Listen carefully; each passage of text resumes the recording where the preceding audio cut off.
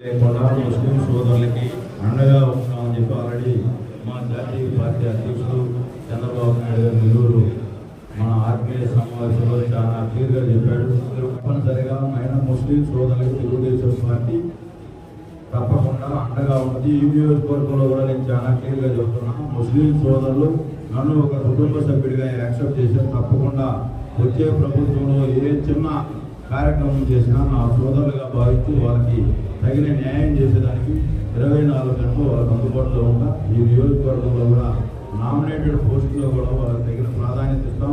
అలాగే last time Telugu Desam party అధికారంలో ఉన్నప్పుడు మాజీ శాసనసభ్యులు కోట రామారావు గారు ఆల్రెడీ షాదీ మందిర్కి ఒక కార్యక్రమం స్టార్ట్ చేశాడు. దాన్ని కూడా కంపల్సరిగా వచ్చే 5 సంవత్సరాల్లో వచ్చే ప్రభుత్వంలో దాన్ని కంప్లీట్ చేసే బాధ్యత కూడా మేము పర్సనల్గా తీసుకొని దాన్ని చేస్తామని చెప్పి ఈ సందర్భంగా ఆమె కూడా ఇస్తామని నాకు సూచించారు.